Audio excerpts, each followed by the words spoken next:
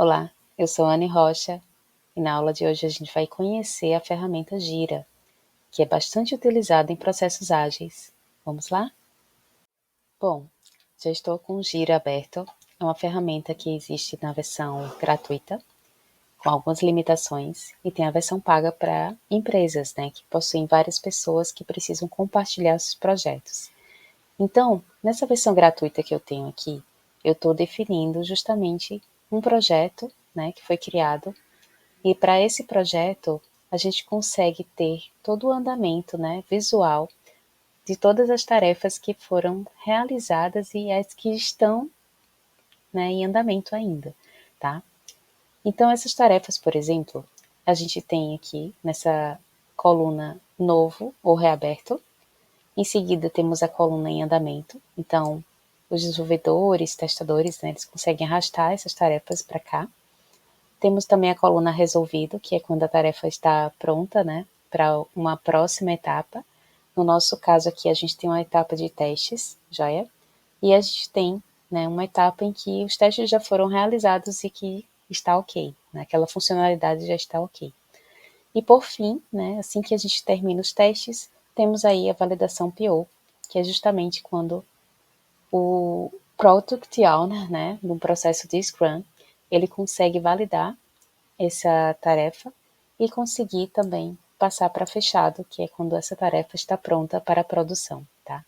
Então, dentre as tarefas que a gente possui aqui no Gira, a gente tem 3 tipos principais: história do usuário, temos também tarefas em geral, que são tarefas de desenvolvimento, tarefas de testes, temos bug, que são tarefas de correção, que precisa de algum ajuste, e temos também o Epic Link, que é quando a gente consegue agrupar diferentes tarefas, em um conjunto que se chama Epic Link.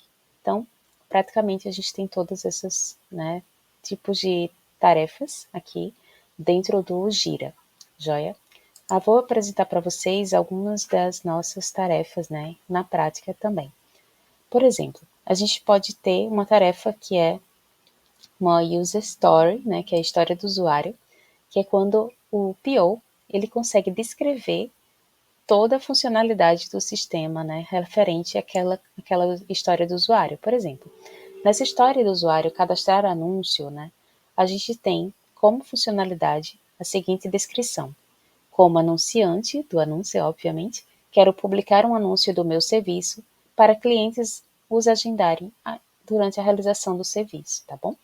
Então, a gente tem aqui, os papéis de usuários definidos, anunciante e cliente, que são os 2 papéis que foram citados aqui nessa funcionalidade. E aqui temos também alguns critérios de aceite que são definidos previamente para que o sistema ele tenha esse comportamento baseado justamente nesses critérios. Então, a gente tem 4 critérios nesse caso, tá bom? Aqui embaixo, a gente tem também as tarefas que são as subtarefas, as tarefas que serão necessárias serem realizadas para que essa história do usuário, User Story, seja desenvolvida, joia? Então, aqui a gente encontra uma primeira tarefa que é criar um BDD, e aí a gente pode deixar para uma próxima aula, sobre BDD, fico devendo essa. Temos aqui desenvolver cadastro de anúncio, que é justamente a nossa história de usuário, cadastrar anúncio. E temos também atividades de testes, realizar testes manuais. Então, aqui também temos 3 subtarefas necessárias para o desenvolvimento dessa história do usuário, tá? Então, esse ícone aqui, que a gente tem, ele define justamente esse tipo. Então, quando a gente está aqui no nosso quadro, e a gente identifica que temos uma história do usuário, ele já fica com esse ícone aqui. Mas onde estão as tarefas, diferentes, como a gente falou? Temos aqui um backlog, que é quando a gente consegue visualizar todas as tarefas futuras que ainda vão ser planejadas para as futuras sprints. Sprint, é justamente o que a gente tem aqui representando esse quadro. Nessa sprint, a gente tem 2 histórias que serão desenvolvidas durante esses dias que forem pré-definidos. Por exemplo, existem sprints de 15 dias, sprints de 20 dias, e assim pode existir, inclusive, sprints de 1 mês. Tudo isso vai ser definido pela equipe que estiver participando daquele projeto. Vamos para o backlog, né? Aqui a gente tem essa estrutura de backlog, que a gente encontra tanto as tarefas que já foram concluídas, né, dentro daquela sprint, esses que estão riscadas, e temos também as tarefas que estão previstas, né, para serem desenvolvidas no futuro, tá? Aqui, curiosamente, a gente tem vários bugs cadastrados, né? Temos também, ó, tarefa de execução de testes, criar roteiros de testes, e aqui tarefas de bugs que foram realizados também, tá?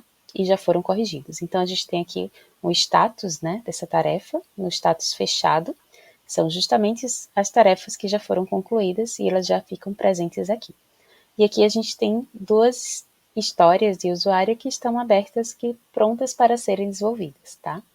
Então, voltando aqui para o nosso quadro, né, a gente vai ter em uma prioridade de cima para baixo, né, as histórias elas podem ser ordenadas. Então, a gente tem a história 2, a história 3, e a gente consegue arrastar essas histórias de acordo com essa priorização, tá bom?